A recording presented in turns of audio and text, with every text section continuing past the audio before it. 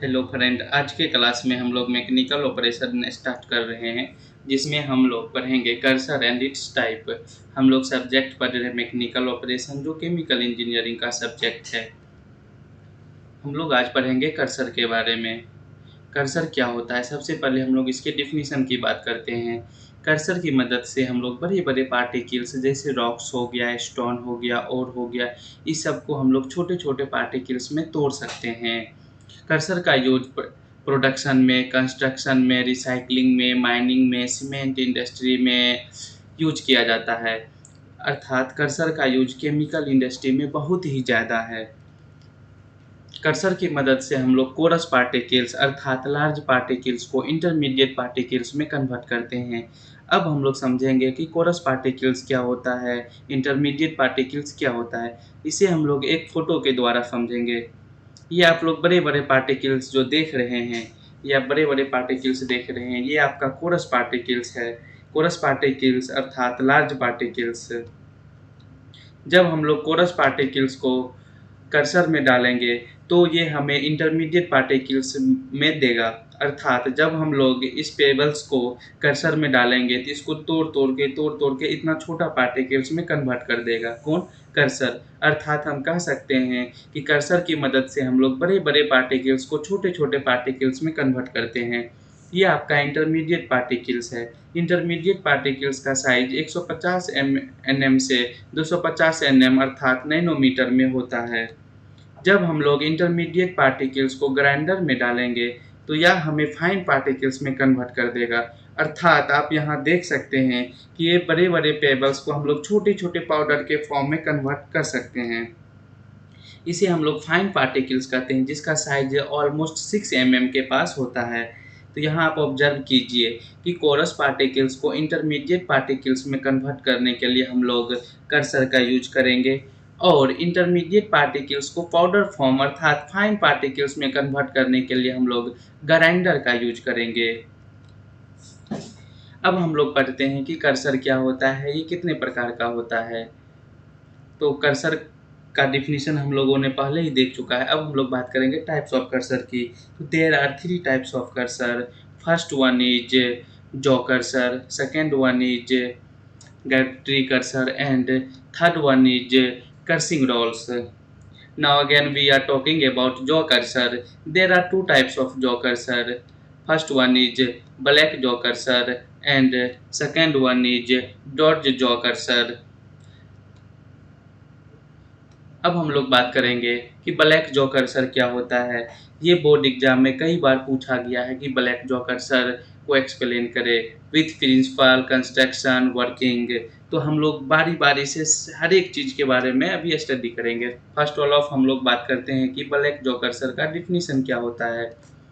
Black jaw cursor जो है feed अर्थात कोरस पार्टिकल्स को छोटे छोटे पार्टिकल्स में कन्वर्ट कर देता है।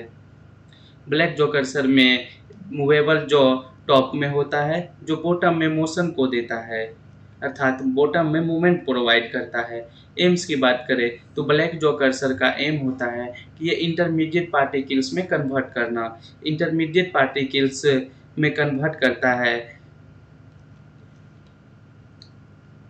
प्रिंसिपल की बात करें तो यह कंप्रेशन फोर्स के प्रिंसिपल पे वर्क करता है। कंस्ट्रक्शन की बात करते हैं, ये आपका कंस्ट्रक्शन देख सकते हैं। इसमें फिक्स्ड जॉ होता है, एक मूवेबल जॉ होता है। ये आपका इसेंट्रिक है, सेंटर है, और ये इसके पीछे जस्ट एक फ्लाई व्हील होता है जो मोटर से कनेक्टेड रहता है। इसमें बेल्ट लगा हुआ रहता है इस फ्लाई व्हील में। ये आपका पिटमैन है और ये आपका टोगल है। ये आपका स्प्रिंग और ये टाई रॉड है। अब देखिए, जब ये इसका कंस्ट्रक्शन ऐसा क्यों है, जब आप लोग इस फ्लाई व्हील को मूव करेंगे, रोटेशन प्रोवाइड करेंगे, अर्थात मोटर को स्टार्ट करेंगे, तो फ्लाई व्हील क्या करेगा, मूवेबल जॉ को मोशन देगा। जब इसको मोशन देगा तो ये देखिए, एक पेन लेता हूँ मैं, ये क्या करेगा, ये एक बार ऊपर जाएगा, ठीक है, ये ऊपर जाएगा, अगेन फिर नीचे आएगा, फिर ऊपर जाएगा, पीछे जाएगा, फिर इधर आएगा, ऊपर नीचे होते रहेगा। इससे क्या होगा ना, ये आपका मूवेबल जॉ एक बार इधर जाएगा, एक बार इधर जाएगा, अर्थात इसमें फॉरवर्ड और बैकवर्ड मोशन होगा। और कहने का मतलब है फिक्स्ड जॉ और मूवेबल जॉ के बीच जो स्पेस है ना, ये एक बार ज़्यादा होगा, एक बार कम होगा, ज़्यादा होगा, कम होगा। इस प्रकार का इसका कंस्ट्रक्शन है। इस प्रकार टॉगल का यूज किया जाता है। टॉगल को हम लोग पिटमैन से लॉक करके रखते हैं। इसे हम लोग एक एनिमेशन के थ्रू समझेंगे। अब हम लोग बात करते हैं इसके वर्किंग का, ये किस प्रकार वर्क करता है। तो वर्किंग समझने से पहले एक एनिमेटेड वीडियो आप लोग देख लीजिए। ये आप देख सकते हैं, ये आपका जो फ्लाईव्हील है जो मूव कर रहा है, ठीक है, ये फ्लाईव्हील आपका मूव कर रहा है। ये आपका टॉगल है जो इस पिटमैन से कनेक्ट किया गया है, और ये आपका स्प्रिंग है।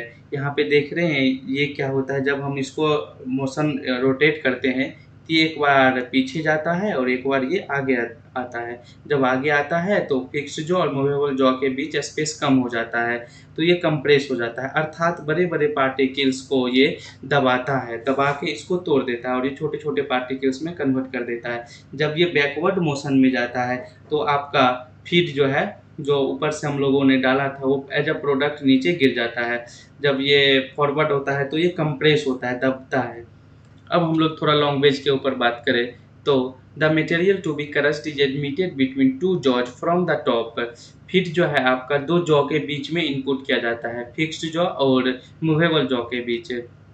The material caught between the upper part of the jaw is crushed to a smaller size during forward motion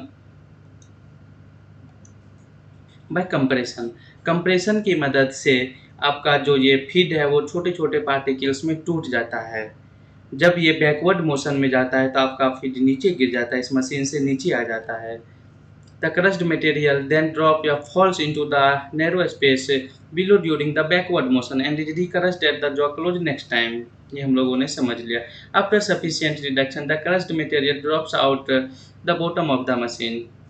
The jaw usually open and close 250 to 400 times per minute. एक minute में ये jaw जो है, एक minute में ये jaw 250 से लेके 400 बार तक मूव कर सकता है।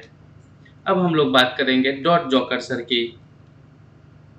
इसके डिफिनीशन की बात करें तो डॉट जॉ कर्सर के मदद से भी हम लोग फीड को छोटे छोटे पार्टिकल्स में तोड़ते हैं, लेकिन डॉट जॉ कर्सर में मूवेबल जॉ जो होता है बॉटम में होता है और ये मूवमेंट टॉप में देता है, जबकि उसमें ऐसा नहीं था। ब्लैक जॉ कर्सर में मूवेबल जो है वो बॉटम में था, नहीं सॉरी, ब्लैक जॉ कर्सर में मूवेबल जॉ जो है वो टॉप में था, लेकिन डॉट जॉ कर्सर में मूवेबल जॉ बॉटम में होता है और ये मोशन टॉप में देता है।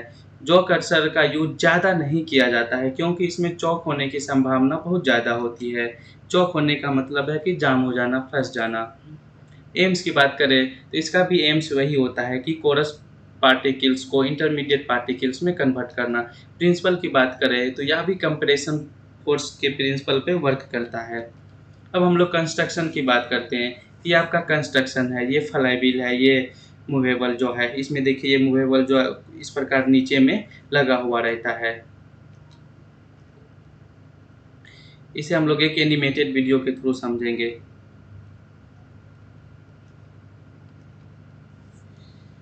ये आप लोग देख सकते हैं। The material to be crushed is admitted between two jaw from the top. Top से जो है आपका फीड को इंटर किया जाता है। इसमें मोशन जो होता है आपका टॉप में होगा, यहाँ का पार्ट उतना मूवमेंट नहीं करता है, इसमें टॉप में मोशन होता है। डिफिनीशन इसका सेम है, वर्किंग सेम है, बस अंतर सिर्फ इतना है टॉप और बॉटम का। बाकी सारा काम तो खुद ही करता है, कंप्रेशन फोर्स की मदद से ये भी तोड़ता है।